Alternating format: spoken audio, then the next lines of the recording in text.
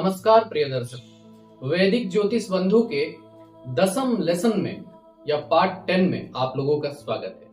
पिछले पार्ट में या लेसन में हमने यह सीखा था कि कौन सा ग्रह खराब है तो किसकी पूजा अर्चना करना चाहिए या फिर कौन सा रत्न धारण करना चाहिए, ग्रहों के इष्ट कौन होते हैं। यह सब चीजें हमने पिछले अध्याय में या फिर पिछले लेसन में सीखा था। आज हम सीखने जा रहे हैं कोई भी कुंडली देख करके हम यह कैसे तय कर सकें कि उस कुंडली में कौन कौन से ग्रह कारक है यानी कि अच्छे हैं और कौन कौन से ग्रह अकारक है यानी कि खराब है, जो कि एक एस्ट्रोलॉजर को जानना बहुत जरूरी है। तो चलिए यह सब सीखने के लिए बिना देरी करते हुए कागज कलम के सेशन के तरफ आगे बढ़ते हैं। प्रिय दर्शकों, पार्ट 10 में आप लोगों का स्वागत है। आपके सामने आप एक कुंडली देख रहे हैं और पिछले लेसन्स में हमने ऑलरेडी पढ़ रखा है कि कुंडली में प्रथम भाव, चतुर्थ भाव, सप्तम भाव, दशम भाव केंद्र कहलाते हैं और प्रथम भाव, पंचम भाव और नवम भाव जो है त्रिकोण कहलाते हैं। और हम जानते हैं कि केंद्र और त्रिकोण बहुत ही अच्छा भाव होता है। ठीक उसी तरह केंद्र और त्रिकोण का इस्तेमाल करते हुए हम कारक और अकारक ग्रह को समझने वाले हैं। अगर आप केंद्र और त्रिकोण के बारे में नहीं जानते हैं तो पिछले वीडियोस को या लेसन्स को आप थरोली एक बारी देख लीजिए, समझ लीजिए। तो चलिए पेज 2 पे चलते हैं। पेज 2 पे आपका स्वागत है। आप देख सकते हैं वही सेटअप यहाँ पर है ताकि आप केंद्र त्रिकोण को अच्छे से पहचान सकें।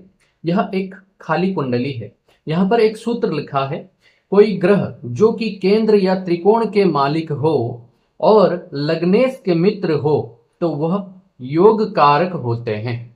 ठीक है, तो चलिए यहाँ पर हम नॉर्मली कोई भी नंबरिंग कर देते हैं। ठीक है, प्रथम भाव में मैंने ऑलरेडी 2 नंबर लिख दिया है। ठीक है, और 2 नंबर लिख दिए तो फिर प्रथम भाव के हिसाब से यह वृषभ लग्न की पत्रिका बनके तैयार हो गया है। ठीक है, अब वृषभ लग्न का मालिक कौन है? ठीक है, ऑलरेडी आपको पता है, फिर भी आसान कर देता हूं। देखिए, 2 नंबर का राशि है वृषभ राशि और उसका मालिक ग्रह है शुक्र। ठीक है, यानी कि इस कुंडली में लग्नेश हो गए शुक्र। और यह क्या कह रहा है? त्रिकोण का मालिक होगा अगर कोई ग्रह, या फिर केंद्र का मालिक होगा, और अगर लग्नेश का मित्र होगा। तो चलिए देखते हैं। अब देखिए यहां पर जो त्रिकोण है, पहला भाव, पंचम भाव और नवम भाव त्रिकोण है। तो पंचम भाव में क्या नंबर लिखा है? 6 नंबर। 6 नंबर जो है बुध का है। अब बुध और शुक्र अपने अंदर मित्रता रखते हैं। आपको दिखाना चाहूंगा, ये भी देखिए। देखिए, बुध शुक्र के साथ मित्र है, शुक्र बुध के साथ मित्र है, यानी कि त्रिकोण का मालिक बुध, यहां पर त्रिकोण का मालिक बुध जो है यहां पर इस कुंडली में जहां भी बैठा हो वो कारक ग्रह कहलाएगा। ठीक है, इस तरह से हम जानते हैं कि कारक ग्रह किसे कहते हैं। कारक ग्रह वह होता है जो कि लग्नेश के भांति आपको अच्छा फल देता है, यानी कि उसकी दशा, महादशा, अंतरदशा, गोचर कुछ भी आ जाए तो आपको बहुत ही बढ़िया फल दे करके जाएगा। ठीक है, तो ये होता है कारक ग्रह। अब देखते हैं दूसरा जो हमारा त्रिकोण है उसको। दूसरा त्रिकोण 10 नंबर यानी कि मकर राशि। मकर राशि का स्वामी हो गया शनि।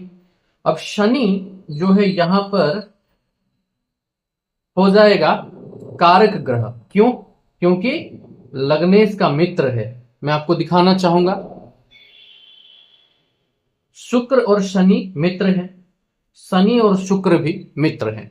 तो उस हिसाब से यहां पर शुक्र के साथ अच्छा संबंध रखते हुए यह त्रिकोण के मालिक बुध और शनि अच्छा फल देंगे या कारक ग्रह कहलाएंगे। ठीक है, और किसी भी कुंडली में प्रथम लग्न का मालिक ही प्रथम कारक ग्रह होता है। यानी कि यहां पर देखिए लग्न का मालिक कौन हुआ?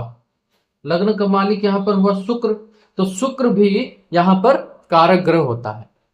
ठीक है, अब चलिए दूसरे सूत्र को देखते हैं। अगर कोई ग्रह केंद्र और त्रिकोण दोनों के मालिक हो तो अति योग कारक बन जाता है। ठीक है, कारक ग्रह योग कारक बन जाता है। कारक यानी कि अच्छा, योग कारक यानी कि बहुत अच्छा योग बन जाता है, अच्छा योग बन जाता है। कैसे, देखिए यहां पर 10 नंबर लिखा है, यानी कि शनि इस घर के मालिक हुए तो त्रिकोण के मालिक हुए। अब केंद्र स्थान कौन कौन सा है, प्रथम चतुर्थ सप्तम और दसम। तो दसम स्थान में 11 नंबर है और 11 नंबर का मालिक शनि, फिर से कुंभ राशि का मालिक शनि।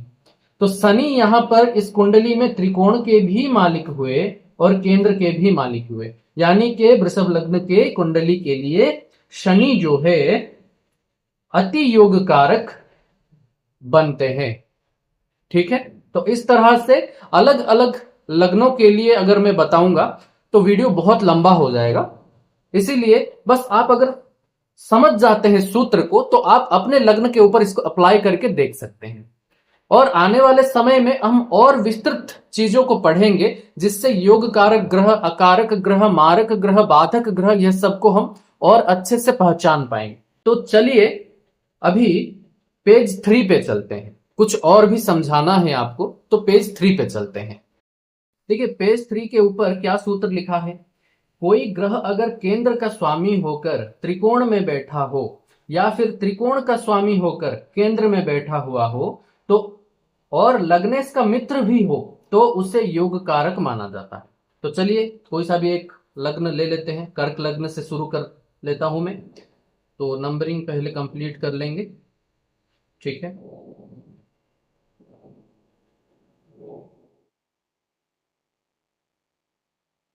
नंबरिंग कंप्लीट हो गया।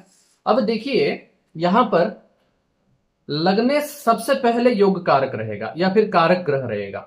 लग्नेश कौन है यहां पर, कर्क राशि का मालिक, कर्क राशि का मालिक है चंद्रमा। तो चंद्रमा जो है इस कुंडली में कहीं भी बैठा हो वो जो है इस कुंडली में हमेशा अच्छा फल देगा या कारक ग्रह रहेगा, प्रथम कारक ग्रह। अब देखते हैं यहां पर मान लीजिए केंद्र का मालिक हम देखते हैं, पहला चतुर्थ सप्तम दसम, इसको हम केंद्र कहते हैं। तो जो दसम घर है वो भी तो केंद्र ही है फिर। तो दसम घर का मालिक कौन हुआ यहाँ पे, 1 नंबर यानी कि मेष राशि का मालिक मंगल। तो मंगल देखिए यहां पर केंद्र का भी मालिक हो रहा है और त्रिकोण का भी मालिक हो रहा है, क्योंकि यहां पर 8 नंबर है और 8 नंबर वृश्चिक राशि का जो स्वामी है वो भी मंगल है।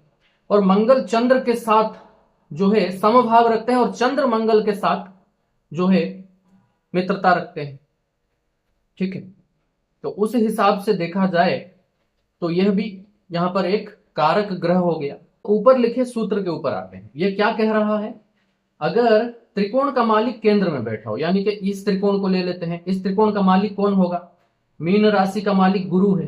तो यहां पर गुरु को अगर हम लेते हैं, मान लीजिए गुरु मैंने यहां पर लिख दिया है कि आप समझ सको कि इस घर का मालिक गुरु है। तो गुरु अगर यहां का मालिक हो करके केंद्र में कहीं भी बैठा हुआ हो, मान यहां पर गुरु बैठ गए हैं। ठीक है, अब सप्तम भाव के ऊपर गुरु बैठे हैं तो केंद्र में ही बैठे हैं, त्रिकोण का मालिक केंद्र में बैठ गया तो यह योग कारक रहेंगे। लेकिन कंडीशन क्या है, लग्नेश के मित्र होना चाहिए और चंद्र और बृहस्पति जो है आपस में समभाव रखते हैं और बृहस्पति चंद्र के साथ मित्रता रखते हैं, तो यह लग्नेश के मित्र हुए। तो उस हिसाब से बृहस्पति यहां पर योग कारक रहेंगे।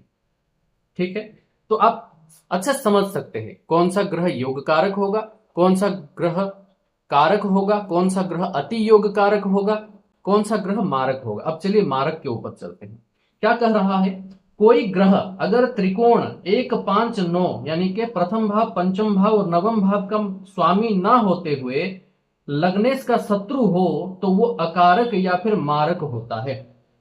हमने पहले ही पढ़ लिया है कि कुंडली में सप्तमाधिपति या सप्तम भाव का मालिक मारक होता है। ठीक है, ये तो हमको पता ही है। लेकिन अगर यहां पर देखा जाए तो 1 5 और 9 का मालिक न हो, ठीक है, तो इस सूत्र को आजमाते हुए देखेंगे, 1 5 और 9 यानी कि प्रथम भाव, पंचम भाव और नवम भाव का मालिक न हो तो अष्टम भाव का मालिक कौन है? यहां पर शनि है। देखिए कुंभ राशि का मालिक शनि। अब शनि चंद्रमा के साथ जो है शत्रुता आचरण करते हैं। हालांकि चंद्र शनि को शत्रु नहीं मानते हैं, लेकिन शनि जो है चंद्र के साथ या लग्नेश के साथ शत्रुता रखते हैं। तो इस हिसाब से देखने जाए तो यहां पर शनि सप्तमेश के हिसाब से, सप्तम भाव का मालिक हिसाब से भी मारक ग्रह हुए। 1, 5 और 9 इन घरों के मालिक ना होते हुए लग्नेश का शत्रु होने के कारण प्रबल मारक हुए। तो इस हिसाब से हम ग्रहों को पहचानते हैं कि कौन सा ग्रह कारक, कौन सा मारक इत्यादि होता है। अब कौन कौन से ग्रह सम होंगे? जब किसी कुंडली में आप यह सूत्र तथा पेज 2 में जो सूत्र मैंने बताया वह सूत्र और यह सूत्र, 3 सूत्रों को लगाने के पश्चात आप कारक ग्रह, अति योग कारक ग्रह और मारक ग्रह को चुन लेंगे। उसके पश्चात जो ग्रह बच जाएं, यानी कि जो कि ना कारक है, ना कि अकारक है, ना कि मारक है, वो समग्रह कहलाएंगे। लग्नेश के साथ समभाव रखते होंगे। ठीक है, तो पेज 1 के ऊपर फिर से आते हैं। एक सूत्र और आपको समझाना है। हम जानते हैं कि जहां जहां टिक सिंबल है वह केंद्र या फिर त्रिकोण है। अगर किसी कुंडली में कोई ग्रह केंद्र का मालिक हो या फिर त्रिकोण का मालिक हो और इसके साथ साथ वो अगर इन घरों के भी मालिक हो, जहां पर मैं सर्कल बना रहा हूं, इन भावों का भी अगर वो मालिक हो, जिस घरों को कि हम उतना अच्छा नहीं मानते हैं, अगर इन घरों का भी वो मालिक हो तो भी उसको कारक माना जाएगा अगर वो लग्नेश का मित्र है। सूत्र को समझिए। अगर किसी के कुंडली में कोई ग्रह त्रिकोण का मालिक हो, 1, 5, 9 का मालिक हो, या फिर 1, 7 और 10 का मालिक हो और उसके साथ साथ इन घरों का भी मालिक हो, ये कैसे संभव है? आप जानते हैं किसी किसी ग्रह को 2-2 राशियां मिली हुई हैं। समझ सकते हैं मैं जो बता रहा हूं? तो उस हिसाब से कोई कोई ग्रह जो है प्रथम, चतुर्थ, सप्तम, दसम, पंचम, नवम, इनमें से किसी एक घर का मालिक होते हुए किसी ऐसे घर का भी मालिक होंगे जिस घर को हम उतना अच्छा नहीं मानते हैं। तब भी अगर वह ग्रह उस कुंडली के लग्नेश के साथ जो है अगर मित्रता रखता है तो फिर यहां पर उसको भी कारक ग्रह माना जाएगा। चलिए इसको समझाने के लिए यही नंबरिंग कर लेते हैं। ठीक है, मेष लग्न का पत्रिका बना दिया मैंने, यहां पर 1 नंबर लिख करके। ठीक है, फटाफट से यह चीज आपको आसानी से समझा दूंगा मैं। ठीक है, क्योंकि जब तक एग्जाम्पल ना दूं तब तक शायद आपके समझ में ना आए। अब देखिए मेष लग्न की पत्रिका है। अब यहां पर देखिए त्रिकोण का मालिक कौन हुआ? सूर्य हुआ। सूर्य मेष लग्न का मालिक मंगल के साथ में जो है मित्रता रखता है, तो सूर्य यहां पर योग कारक तो हो ही गया। अब देखिए यहां पर बृहस्पति, ठीक है, नवम भाव का मालिक बृहस्पति हुआ। ठीक है, अब बृहस्पति इस कुंडली में इस घर का भी मालिक हो रहा है क्योंकि यहां पर मीन राशि है। समझ रहे हैं ना मैं जो चीज बता रहा था? यानी कि त्रिकोण का भी मालिक है और एक ऐसा घर का मालिक है जिसको हम उतना अच्छा नहीं मानते हैं, फिर भी बृहस्पति को यहां पर अच्छा माना जाएगा क्योंकि मंगल के साथ यानी कि लग्नेश के साथ बृहस्पति अच्छा रिलेशन रखते हैं, मित्रता रखते हैं। ठीक है, बस यही सूत्र मैं आपको समझाने की कोशिश कर रहा था। तो और इस चीजों को और भी विस्तृत रूप से हर एक लग्न के लिए, 12 लग्नों के लिए 12 अलग अलग वीडियो भी आगे आपको मिलेंगे, लेकिन पहले हमें बेसिक सीखना है, फिर अलग अलग लग्न के लिए डेडिकेटेड वीडियोस भी आएंगे आगे। ठीक है, तो उम्मीद करते हैं आप जो है पार्ट 10 में बताया गया चीज समझ गए होंगे। तो वीडियो को लाइक करिए, शेयर करिए, अपने मन की बात आप कमेंट सेक्शन में जरूर रख सकते हैं। तो चलिए मिलते हैं अगले पार्ट में आपके साथ। तब तक के लिए आप लोग खुश रहिए, सनातन तथा ज्योतिष के प्रति अपना प्रेम उजागर रखिए। आप सभी को हमारे तरफ से सहृदय जय श्री राम।